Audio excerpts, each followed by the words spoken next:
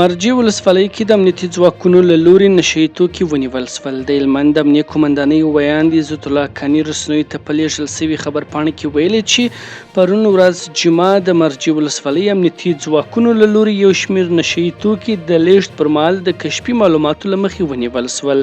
هغه زیاتوي چې یوه واره د مازدا موټر چې 2250 کیلوګرامه اومانو څخه بارو غوښتلې بلې خواته یې انتقال کړي د همدې ولسوالۍ د کیمپ په سیمه کې د امنیتي ځواکونو له لوري ونیول شول. د په خبره په دې تړاو 3 تنه نیولي دي چې وروسته یې به د نشه یي توکو سره د مبارزې مدیریت ته وسپارل سي.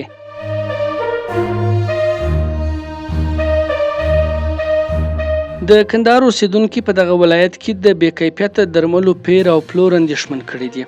خو د کندهار د عامې روغتیا ریاست مرستیال ډاډ ورکوي چې په دغه ولایت کې د بې کیفیته درملو د پیر او پلور د مخنیوي لپاره هڅې پیل شوي دي.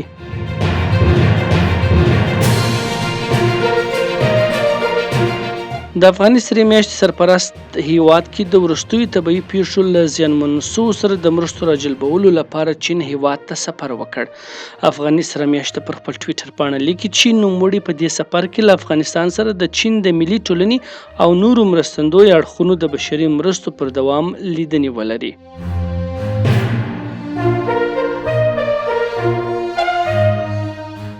د پکتیا ولایت چارواکي وایي چې دغه ولایت له پاکستانه پر بیرته راستنېدونکو افغان او بې سرپناه کورنیو باندې ژمني جامې او نور توکي ویشلي دي. دغه مرسته د یونیسف په مالي ملاتړ او د پکتیکا د طبیعي پیښو پر وړاندې د مبارزې ریاست په همغږۍ ویشل شوي دي.